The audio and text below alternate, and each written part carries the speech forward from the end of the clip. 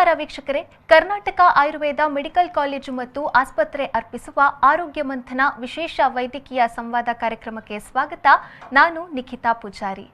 ಕಳೆದ ಹಲವಾರು ಸಂಚಿಕೆಗಳಿಂದ ಬೇರೆ ಬೇರೆ ಒಂದು ಕಾಯಿಲೆಗಳಿಗೆ ಆಯುರ್ವೇದದಲ್ಲಿ ಯಾವ ರೀತಿಯಾಗಿ ಚಿಕಿತ್ಸೆಯನ್ನ ಪಡೆದುಕೊಳ್ಳಬಹುದು ಇದೆಲ್ಲದರ ಬಗ್ಗೆ ಮಾಹಿತಿಯನ್ನ ನೀಡ್ತಾ ಬಂದಿರುವ ಕರ್ನಾಟಕ ಆಯುರ್ವೇದ ಮೆಡಿಕಲ್ ಕಾಲೇಜು ಮತ್ತು ಆಸ್ಪತ್ರೆಯವರು ಇವತ್ತು ನಮಗೆ ಕವಲಗಂಡೂಷ ಅನ್ನುವಂಥ ಒಂದು ವಿಶೇಷವಾದಂತಹ ಒಂದು ವಿಚಾರದ ಬಗ್ಗೆ ಮಾಹಿತಿಯನ್ನ ನೀಡಲಿಕ್ಕಿದ್ದಾರೆ. ಈ ಒಂದು ಮಾಹಿತಿಯನ್ನ ನೀಡೋದಕ್ಕೆ ನಮ್ಮ ಜೊತೆಗೆ ಡಿಪಾರ್ಟ್ಮೆಂಟ್ ಆಫ್ ರಸಶಾಸ್ತ್ರ ಮತ್ತು ವೈಷಜ್ಯ ಕಲ್ಪನಾ ಇದರ ಅಸಿಸ್ಟೆಂಟ್ ಪ್ರೊಫೆಸರ್ ಆಗಿರುವಂತಹ ಡಾಕ್ಟರ್ ಶ್ರುತಿ ಬಿ ನಾಯ್ಕ್ ಅವರಿದ್ದಾರೆ. ಮೊದಲಿಗೆ ಅವರನ್ನ ಕಾರ್ಯಕ್ರಮಕ್ಕೆ ಪ್ರೀತಿಪೂರ್ವಕವಾಗಿ ಸ್ವಾಗತಿಸೋಣ. ಎಸ್ ಡಾಕ್ಟರ್, ಕಾರ್ಯಕ್ರಮಕ್ಕೆ ಸ್ವಾಗತ. ಸೊ ಈಗ ಕವಲಗಂಡೂಷ ಅಂತ ಹೇಳಿದ್ರೆ ಒಂದು ವಿಶೇಷವಾದಂಥ ಟಾಪಿಕ್ ಅಂತ ಹೇಳ್ಬೋದು. ಮೊದಲಿಗೆ ಕವಲಗಂಡೂಷ ಅಂದರೆ ಏನು ಅಂತ? ಈಗ ಆಯಿಲ್ ಪುಲ್ಲಿಂಗ್ ಕೇಳಿರಬಹುದು. ಈ ಆಯಿಲ್ ಪುಲ್ಲಿಂಗ್ ಎಂಬ ಪರಿಕಲ್ಪನೆ ನಮ್ಮ ಆಯುರ್ವೇದದಲ್ಲಿ ಸಾವಿರಾರು ವರ್ಷದ ಹಿಂದೆಯೇ ಹೇಳಿದ್ದಾರೆ. ಈ ಕವಲ ಮತ್ತು ಗಂಡೂಷ ಎಂಬ ಹೆಸರಿನಲ್ಲಿ ಉಲ್ಲೇಖವಿದೆ ನಮ್ಮ ಆಯುರ್ವೇದ ಗ್ರಂಥದಲ್ಲಿ. ಹಾಗಾಗಿ ಇದರ ಮಹತ್ವ ಜನರಿಗೆ ಈಗ ತಿಳಿತಾ ಇದೆ. ಯಾಕಂದರೆ ಇದು ಈಗ ಸದ್ಯಕ್ಕೆ ವಿದೇಶಗಳಲ್ಲಿ ಬಹಳ ಪ್ರಸಿದ್ಧವಾಗಿದೆ. ಅಲ್ಲಿ ಅದನ್ನು ಆಯಿಲ್ ಪುಲ್ಲಿಂಗ್ ಥೆರಪಿ ಅಂತ ಹೇಳ್ತಾರೆ. ಆಯುರ್ವೇದದಲ್ಲಿ ಆರೋಗ್ಯವಂತರ ಸ್ವಾಸ್ಥ್ಯ ರಕ್ಷಣೆಗಾಗಿ ಹಾಗೂ ರೋಗಿಗಳ ರೋಗ ನಿವಾರಣೆಗಾಗಿ ಹಲವಾರು ಪ್ರಕ್ರಿಯೆಗಳನ್ನು ಈಗ ದಿನಚರ್ಯ ಎಂಬ ಕಾನ್ಸೆಪ್ಟ್ ಅಂಡರಲ್ಲಿ ದಿನಚರಿ ವಿಧಾನಗಳಲ್ಲಿ ಇದನ್ನೊಂದು ಹೇಳಿದ್ದಾರೆ. ಬೇರೆ ಬೇರೆ ಪ್ರಕ್ರಿಯೆಗಳನ್ನು ಹೇಳಿದ್ದಾರೆ. ಅದರಲ್ಲಿ ಒಂದು ಹೇಳಿದರೆ ಕವಲ ಮತ್ತು ಗಂಡೂಷ. ಈಗ ಗಂಡೂಷ ಅಂತ ಹೇಳಿದರೆ ಯಾವುದಾದರೂ ಔಷಧ ದ್ರವಗಳನ್ನು ಇಲ್ಲದಿದ್ದರೆ ದ್ರವಗಳನ್ನು ನಾರ್ಮಲಾಗಿ ಎಣ್ಣೆ, ತುಪ್ಪ, ಹಾಲು ಇಂಥವುಗಳನ್ನೆಲ್ಲ ಬಾಯಲ್ಲಿ ಫುಲ್ ತುಂಬಿಸಿಕೊಂಡು ಅದನ್ನು ಸುಮಾರು ಹೊತ್ತು ಇಟ್ಟು ಕೆಲವೊಂದು ಲಕ್ಷಣ ಬರುವ ತನಕ ಇಟ್ಟು ಅದರ ನಂತರ ಉಗುಳುವಂಥದ್ದು, ಅದಕ್ಕೆ ಗಂಡೂಷ ಅಂತ ಹೇಳ್ತಾರೆ. ಇನ್ನು ಕವಲ ಅಂತ ಹೇಳಿದರೆ ಅದೇ ದ್ರವವನ್ನು, ಔಷಧ ದ್ರವವನ್ನು ಸ್ವಲ್ಪ ಪ್ರಮಾಣದಲ್ಲಿ ಬಾಯಿಯಲ್ಲಿ ಇಟ್ಟು ಬಾಯಿಯಲ್ಲಿ ಎಲ್ಲ ಕಡೆ ಅಲಗಾಡಿಸಿ, ಈಗ ಗಾರ್ಗಲಿಂಗ್ ಮಾಡ್ತೇವಲ್ಲ ಹಾಗೆ ಮಾಡಿ ಅದನ್ನು ಕೆಲವೊಂದು ಲಕ್ಷಣ ಬರೋ ತನಕ ಇಟ್ಟು ಅದನ್ನು ನಂತರ ಉಗುಳುವುದಕ್ಕೆ ಕವಲ ಅಂತ ಹೇಳ್ತಾರೆ. ಈ ಕವಲ ಮತ್ತು ಗಂಡೂಷ ನಮ್ಮ ಆಯುರ್ವೇದದಲ್ಲಿ ಸಾವಿರಾರು ವರ್ಷದ ಹಿಂದೆಯೇ ಹೇಳಿದ್ದಾರೆ. ಇದು ಬಾಯಿಯ ಸ್ವಾಸ್ಥ್ಯ ಹಾಗೂ ದೇಹದ ಸ್ವಾಸ್ಥ್ಯವನ್ನು ಕಾಪಾಡಲು ಉಪಯೋಗಿಸುವಂತಹ ಒಂದು ಪ್ರಕ್ರಿಯೆ ಆಗಿದೆ. ಈಗ ಪರಿಸರ ಮಾಲಿನ್ಯದಿಂದ ಹಲವಾರು ವಿಷಯುಕ್ತ ಅಂಶಗಳು ನಮ್ಮ ದೇಹದೊಳಗೆ ಬಾಯಿಯ ಮೂಲಕ ಸೇರಿಕೊಳ್ತದೆ. ಈಗ ಅದು ಆಹಾರದಿಂದಾಗಿರ್ಬೋದು, ಪಾನೀಯದಿಂದಾಗಿರ್ಬೋದು, ಗಾಳಿಯಿಂದಾಗಿರ್ಬೋದು, ಹಾಗೆ ಮತ್ತು ತಿನ್ನುವ ನಮ್ಮ ಬೇರೆ ಬೇರೆ ಆಹಾರದ ಏರುಪೇರಿಂದಾಗಿರ್ಬೋದು ನಮ್ಮ ದೇಹದಲ್ಲಿ ಅನಾರೋಗ್ಯ ಉಂಟಾಗ್ತದೆ. ಈಗ ಧೂಮಪಾನ, ಗುಟ್ಕಾ ಅದರ ಸೇವನೆಯಿಂದ ನಮ್ಮ ಬಾಯಿಯ ಸ್ವಾಸ್ಥ್ಯವು ಹಾಳಾಗ್ತದೆ. ಹೀಗೆ ಮಾಡುವುದರಿಂದ ವಿಷ ಅಂಶಗಳು ನಮ್ಮ ಬಾಯಿಯಲ್ಲಿ ಸೇರಿಕೊಂಡು ಅದು ಬಾಯಿಯ ಸ್ವಾಸ್ಥ್ಯವು ಹಾಗೂ ದೇಹದ ಸ್ವಾಸ್ಥ್ಯವು ಕೂಡ ಹಾಳು ಮಾಡ್ತದೆ. ಹಾಗಾಗಿ ಅದರ ಸ್ವಾಸ್ಥ್ಯವನ್ನು ಕಾಪಾಡುವುದು ಬಹಳ ಅತ್ಯಗತ್ಯ. ಅಂತಹ ಈ ಗಂಟಲಲ್ಲಿ ವಿಷ ತುಂಬಿಕೊಂಡು ಹಾಗೂ ಬಾಯಿಯಲ್ಲಿ ವಿಷವನ್ನು ಹೊರಗಾಕುವಂತಹ ಒಂದು ಪ್ರಕ್ರಿಯೆಗೆ ಕವಲ ಮತ್ತು ಗಂಡೂಷ ಅಂತ ಹೇಳ್ತಾರೆ. ಇದನ್ನ ಮಾಡುವ ವಿಧಾನ ಇದ್ರ ಬಗ್ಗೆ ಏನು ಹೇಳ್ತೀರಾ ನೀವು ಅನ್ನೋದು? ಇದಕ್ಕೆ ಪ್ರಾತಃ ಕಾಲದಲ್ಲಿ ಖಾಲಿ ಹೊಟ್ಟೆಯಲ್ಲಿ ಇರಬೇಕು. ಒಂದು ಸ್ಥಿರವಾದ ಆಸನದಲ್ಲಿ ಕೂತ್ಕೊಂಡು ಶುರುವಿಗೆ ಬಿಸಿ ನೀರಲ್ಲಿ ಮುಖವನ್ನು ತೊಳೆದು ಏಕಾಗ್ರತೆಯಿಂದ ಕಾಮಾದ ಪ್ಲೇಸಲ್ಲಿ ಕೂತ್ಕೊಂಡು ಸ್ವಲ್ಪ ಅವರವರ ಪ್ರಕೃತಿಗೆ ಅನುಸಾರವಾಗಿ, ಈಗ ವಾತ ಪ್ರಕೃತಿಯವರಿಗೆ ಅಂದರೆ ರೂಕ್ಷ ದೇಹ ಇದ್ದವರಿಗೆಲ್ಲ ಎಣ್ಣೆಯನ್ನು ತಗೊಳ್ಬೋದು, ಆಮೇಲೆ ಪಿತ್ತ ಪ್ರಕೃತಿಯವರಿಗೆ ತುಪ್ಪವನ್ನು ತಗೊಳ್ಬೋದು, ಹಾಗೆ ಕಫ ಪ್ರಕೃತಿಯವರಿಗೆ ಜೇನುತುಪ್ಪ ಅಥವಾ ಜೇನುತುಪ್ಪದ ನೀರನ್ನು ತಗೊಳ್ಬೋದು. ಹೀಗೆ ಬೇರೆ ಬೇರೆ ಔಷಧ ದ್ರವಗಳಿದೆ. ಆ ದ್ರವಗಳನ್ನು ಬಾಯಲ್ಲಿ ಇಟ್ಟುಕೊಂಡು ಒಂದು ಕೆಲವು ಲಕ್ಷಣಗಳಿದೆ. ಆ ಲಕ್ಷಣಗಳು ಬಂದ ಕೂಡಲೇ ನಂತರ ಅದನ್ನು ಉಗುಳುವಂಥದ್ದು, ಅದಕ್ಕೆ ಈ ಗಂಡೂಷ ಅಂತ ಹೇಳ್ತಾರೆ. ಹಾಗೆ ಕವಲ ಮಾಡಬೇಕು ಅಂತ ಇದ್ದರೆ ಇದೇ ಥರ ಕುಳಿತುಕೊಂಡು ಸ್ವಲ್ಪ ಪ್ರಮಾಣದಲ್ಲಿ ಅದೇ ಔಷಧ ದ್ರವವನ್ನು ಸ್ವಲ್ಪ ಪ್ರಮಾಣದಲ್ಲಿ ತಗೊಂಡು ಬಾಯಿಯಲ್ಲಿ ಎಲ್ಲ ಕಡೆ ಅದನ್ನು ಅಲಗಾಡಿಸಿ, ಅಂದರೆ ಗಾರ್ಗಲ್ ಮಾಡುವ ಹಾಗೆ ಮಾಡಿ ಎಲ್ಲ ಮೂಲೆಗಳಿಗೆ ಅದನ್ನು ತಗೊಂಡು ಹೋಗಿ ನಂತರ ಕೆಲವೊಂದು ಲಕ್ಷಣಗಳು ಕಾಣಿಸ್ಕೊಳ್ತದೆ ನಮ್ಮ ಮುಖದಲ್ಲಿ. ಆನಂತರ ಅದನ್ನು ಉಗುಳುವುದಕ್ಕೆ ಕವಲ ಅಂತ ಹೇಳ್ತಾರೆ. ಈ ಲಕ್ಷಣಗಳು ಯಾವುದು ಅಂತ ಹೇಳಿದರೆ ನಾವು ಇಟ್ಟು ಒಂದು 10-12 ನಿಮಿಷ ಆಗುವಾಗ ನಮ್ಮ ಇದರಲ್ಲಿ ಬಾಯಲ್ಲಿ ನೀರು ಬರುವಂಥದ್ದು ಜಾಸ್ತಿ.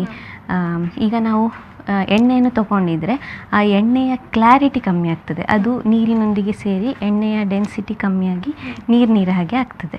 ಆಮೇಲೆ ಬಾಯಲ್ಲಿ ಕಫ ಬರುವಂಥ ಆಗುವುದು, ಆಮೇಲೆ ಕಣ್ಣಲ್ಲಿ ನೀರು ಬರ್ತದೆ, ಮೂಗಿನಿಂದ ನೀರು ಬರ್ತದೆ.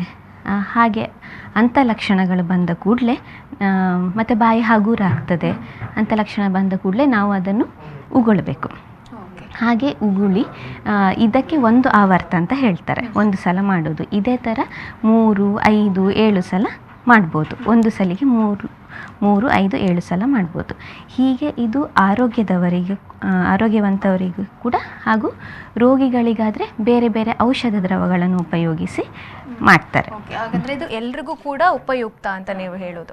ಓಕೆ ಡಾಕ್ಟರ್, ಈ ಬಗ್ಗೆ ಇನ್ನಷ್ಟು ಹೆಚ್ಚಿನ ಮಾಹಿತಿ ನಿಮ್ಮಿಂದ ನಾವು ಪಡ್ಕೊಳ್ಳಿಕ್ಕಿದ್ದೇವೆ. ಆದರೆ ಒಂದು ಸಣ್ಣ ಬ್ರೇಕ್ ತಗೊಂಡು ಬೇಗ ವಾಪಸ್ ಬಂದ್ಬಿಡೋಣ.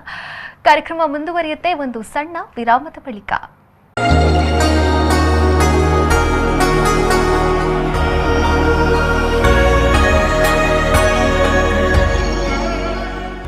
ವಿರಾಮದ ಬಳಿಕ ಕರ್ನಾಟಕ ಆಯುರ್ವೇದ ಮೆಡಿಕಲ್ ಕಾಲೇಜು ಮತ್ತು ಆಸ್ಪತ್ರೆ ಅರ್ಪಿಸುವ ಆರೋಗ್ಯ ಮಂಥನ ವಿಶೇಷ ವೈದ್ಯಕೀಯ ಸಂವಾದ ಕಾರ್ಯಕ್ರಮಕ್ಕೆ ಸ್ವಾಗತ. ನಮ್ಮ ಜೊತೆಗೆ ಡಾಕ್ಟರ್ ಶ್ರುತಿ ಅವರಿದ್ದಾರೆ. ಅವರು ನಮಗೆ ಕವಲ ಗಂಡೂಷ ಅನ್ನುವಂಥ ಒಂದು ವಿಷಯದ ಕುರಿತಾಗಿ ಮಾಹಿತಿಯನ್ನು ನೀಡ್ತಾ ಇದ್ರು. ಡಾಕ್ಟರ್, ನೀವು ಹೇಳಿದ್ರಿ ಒಂದು ಬೇರೆ ಬೇರೆ ದ್ರವಗಳನ್ನು ಬಾಯಲ್ಲಿ ಇಟ್ಕೊಂಡು ಅದನ್ನು ಗಾರ್ಗಲ್ ಮಾಡುವಂಥದ್ದು ಈ ಒಂದು ಪ್ರಕ್ರಿಯೆ ಅಂತ. ಯಾವ ದ್ರವಗಳನ್ನು ನಾವು ಉಪಯೋಗಿಸ್ಕೊಳ್ಬೋದು ಈ ಒಂದು ಇದರಲ್ಲಿ ಅಂತ? ಈಗ ಆರೋಗ್ಯವಂತರಿಗೆ ಬೇರೆ, ರೋಗಿಗಳಿಗೆ ಬೇರೆ ಹಾಗೆ ಉಂಟು. ಈಗ ಆರೋಗ್ಯವಂತರಿಗಾದರೆ ಅವರವರ ಪ್ರಕೃತಿಗೆ ಅನುಸಾರವಾಗಿ ತೈಲಗಳನ್ನು, ಎಣ್ಣೆ ಅಂದರೆ ಸಾಸಿವೆ ಎಣ್ಣೆ ಆಗ್ಬೋದು, ತೆಂಗಿನ ಎಣ್ಣೆ ಆಗ್ಬೋದು, ಎಳ್ಳೆಣ್ಣೆ ಆಗ್ಬೋದು, ಹೀಗೆ ಬೇರೆ ಬೇರೆ ಎಣ್ಣೆಗಳನ್ನು ಯೂಸ್ ಮಾಡ್ಬೋದು. ಆಮೇಲೆ ತುಪ್ಪ, ಆಮೇಲೆ ಹಾಲು, ಮತ್ತು ಕಾಂಜಿ, ಗೋಮೂತ್ರ, ಜೇನುತುಪ್ಪ, ಇಲ್ಲದ್ರೆ ಸಾಮಾನ್ಯವಾಗಿ ಬಿಸಿ ನೀರಲ್ಲಿ ಕೂಡ ಮಾಡ್ತಾರೆ.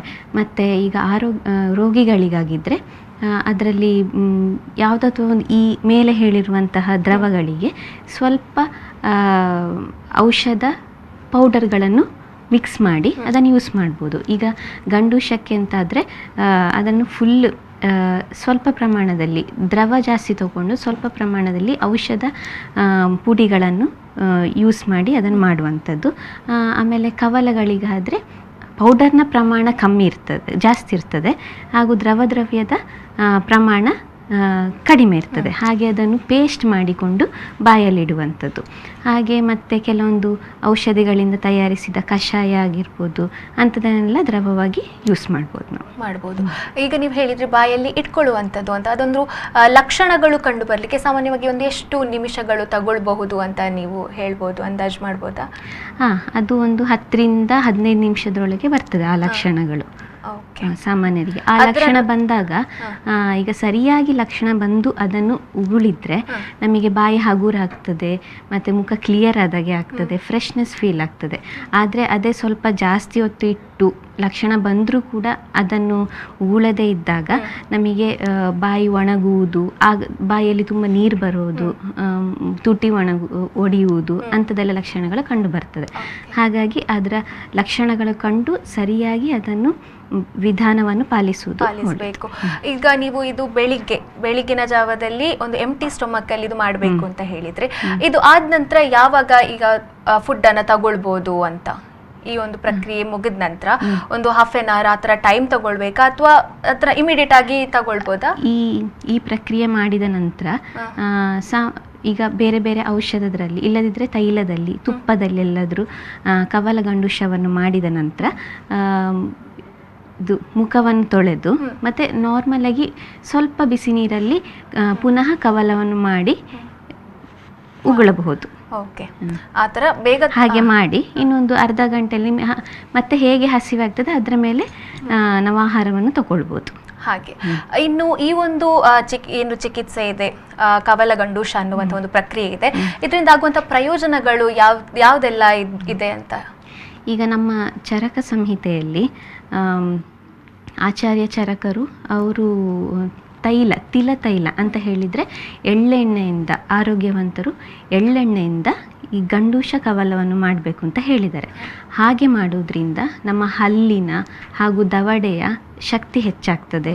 ಆಮೇಲೆ ನಮ್ಮ ಸ್ವರಕ್ಕೆ ಬಲ ಬರ್ತದೆ, ಸ್ವರದ ಕೋಮಲತೆ ಹೆಚ್ಚಾಗ್ತದೆ, ಆಮೇಲೆ ಮುಖದ ಕಾಂತಿ ಹೆಚ್ಚಾಗ್ತದೆ, ಮತ್ತು ರುಚಿ ಹೆಚ್ಚಾಗ್ತದೆ.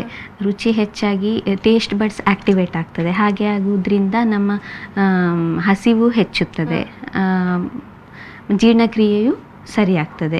ಆಮೇಲೆ ಇದು ಗಂಟಲು ಒಣಗುವುದು, ತುಟಿ ಒಡೆಯುವುದು, ನಾಲಿಗೆಯಲ್ಲಿ ಕ್ರ್ಯಾಕ್ಸ್ ಬರುವಂಥದ್ದು, ತುಟಿಯಲ್ಲಿ ಕ್ರ್ಯಾಕ್ಸ್ ಬರುವಂಥದ್ದು ಅಂಥದ್ದೆಲ್ಲ ಕಡಿಮೆ ಆಗ್ತದೆ. ಆಮೇಲೆ ಹಲ್ಲು ಜುಮ್ ಹೇಳ್ತದಲ್ಲ ಅಂಥದ್ದೆಲ್ಲ ಕಡಿಮೆ ಆಗ್ತದೆ. ಮತ್ತು ಕೆಲವೊಂದು ಕಂಡೀಷನಲ್ಲಿ ಈ ದಂತಧಾವನವನ್ನು ನಿರಾಕರಿಸಿದ್ದಾರೆ. ಅಂದರೆ ಈಗ ವಾಂತಿ, ಆಮೇಲೆ ಇದು ಅಜೀರ್ಣ, ಜ್ವರ ಅಂಥ ಕಂಡೀಷನಲ್ಲಿ ನಾವು ಬ್ರಷ್ ಮಾಡಬಾರ್ದು ಅಂತ ಹೇಳ್ತಾರೆ. ಬ್ರಷ್ ಕಾಂಟ್ರಾ ಇಂಡಿಕೇಶನ್ ಹೇಳಿದ್ದಾರೆ ಬ್ರಷಿಂಗ್. ಅಂಥ ಕಂಡೀಷನಲ್ಲಿ ನಾವು ಈ ಕವಲ ಮತ್ತು ಗಂಡೂಷವನ್ನು ಬಾಯಿಯ ಶುಚಿತ್ವಕ್ಕೆ ಉಪಯೋಗಿಸಬಹುದು. ಹಾಗೆ ಮತ್ತೆ ಸ್ಕಿನ್ ಅದಕ್ಕೆಲ್ಲ ಪರ್ಟಿಕ್ಯುಲರ್ ಆಗಿ ಇಂಥ ತೈಲಗಳನ್ನೇ ದ್ರವಗಳನ್ನೇ ಬಳಸಬೇಕು ಅಂತ ಏನಾದರೂ ಇದೆಯಾ, ಅಥವಾ ಯಾವುದನ್ನು ಬೇಕಾದರೂ ಬಳಸ್ಬೋದಾ? ಅಂದರೆ ಈಗ ಸ್ಕಿನ್ನಿಗೆ ಬೇಕಾದರೆ ಹೀಗೆ, ದಂತ ಎಂದು ರಕ್ಷಣೆಗೆ ಹೀಗೆ ಈ ತೈಲ ಅಂತ ಏನಾದರೂ ಇದೆಯಾ, ಅಥವಾ ಹೀಗೆ ತಗೊಳ್ಬೋದು? ಇದು ಆರೋಗ್ಯವಂತರಿಗೆ ಬೇರೆ ಥರ ಇದೆ. ಈಗ ಕೆಲವೊಂದು ಪರ್ಟಿಕ್ಯುಲರ್ ಆಗಿ ಬೇರೆ ಬೇರೆ ರೋಗಗಳಿಗೆ ಬೇರೆ ಬೇರೆ ಔಷಧಗಳನ್ನು ಹೇಳಿರ್ತಾರೆ. ಈಗ ರೋಗಿಗಳಿಗೆ ಅಂತ ಹೇಳೋದಾದರೆ, ಈಗ ಮನ್ಯಸ್ತಂಭ ಅಂತ ಹೇಳಿದ್ರೆ ಕುತ್ತಿಗೆ ಹಿಡಿದ ಥರ ಆಗುವುದು. ಆಮೇಲೆ ಕರ್ಣರೋಗ ಅಂತ ಹೇಳಿದರೆ ಕಿವಿಗೆ ಸಂಬಂಧಿಸಿದ ಎಲ್ಲ ರೋಗಗಳು ಅಂಥವನ್ನು ಸಹ ಗುಣ ಮಾಡ್ಬೋದು. ಆಮೇಲೆ ನೇತ್ರ ರೋಗ, ಕಣ್ಣಿಗೆ ಸಂಬಂಧಿಸಿದ ರೋಗಗಳನ್ನು ಗುಣ ಮಾಡ್ಬೋದು. ಆಮೇಲೆ ನಾಸರೋಗ, ಮೂಗಿಗೆ ಸಂಬಂಧಿಸಿದ್ದು, ಮುಖರೋಗ, ಬಾಯಿಗೆ ಸಂಬಂಧಿಸಿದ ಬೇರೆ ಬೇರೆ ರೋಗಗಳನ್ನು ಗುಣ ಮಾಡ್ತದೆ. ಹಾಗೆ ಆಯಾ ರೋಗಗಳಿಗೆ ಆಯಾ ಪರ್ಟಿಕ್ಯುಲರ್ ಔಷಧಿ ದ್ರವ್ಯಗಳನ್ನು ಯೂಸ್ ಮಾಡಿ ಕವಲ ಗಂಡೂಷವನ್ನು ಮಾಡ್ಬೋದು. ಅದೇ ಪೌಡರ್ ರೂಪದಲ್ಲಿ ಆದರೂ ಮಾಡ್ಬೋದು, ಇಲ್ಲದಿದ್ದರೆ ಅದನ್ನು ಕಷಾಯ ಫಾರ್ಮಿಗೆ ಕನ್ವರ್ಟ್ ಮಾಡಿ ಕಷಾಯವನ್ನು ಸಹ ಬಾಯಲ್ಲಿ ಇಟ್ಟುಕೊಂಡು ಕವಲ ಮತ್ತು ಗಂಡೂಷವನ್ನು ಮಾಡ್ಬೋದು. ಇಲ್ಲದಿದ್ದರೆ ಜಸ್ಟ್ ಪೌಡರ್ ಯೂಸ್ ಮಾಡಿ ಬೇರೆ ನಾರ್ಮಲ್ ಆಗಿ ತೈಲ, ಇಲ್ಲದಿದ್ದರೆ ಬಿಸಿ ನೀರು, ಇಲ್ಲದಿದ್ದರೆ ಹಾಲು ಅವುಗಳಿಗೆ ಮಿಶ್ರಣ ಮಾಡಿ ಪೇಸ್ಟ್ ಮಾಡಿ ಅದನ್ನು ಸಹ ಬಾಯಲ್ಲಿ ಇಡ್ಬೋದು. ಆ ಔಷಧ ದ್ರವ್ಯಗಳು ಆ ರೋಗಕ್ಕೆ ಸರಿಯಾದ ಔಷಧ ದ್ರವ್ಯಗಳನ್ನು ನಾವು ಉಪಯೋಗಿಸಬೇಕಾಗ್ತದೆ. ಓಕೆ, ಈ ಬಗ್ಗೆ ಇನ್ನಷ್ಟು ಮಾಹಿತಿಯನ್ನು ಪಡ್ಕೊಳ್ಳಿಕ್ಕಿದ್ದೇವೆ, ಆದರೆ ಒಂದು ಸಣ್ಣ ವಿರಾಮದ ಬಳಿಕ. ವೀಕ್ಷಕರೇ, ಈ ಒಂದು ವಿಶೇಷ ವೈದ್ಯಕೀಯ ಸಂವಾದ ಕಾರ್ಯಕ್ರಮ ಮುಂದುವರಿಯುತ್ತೆ ಒಂದು ಸಣ್ಣ ವಿರಾಮದ ಬಳಿಕ.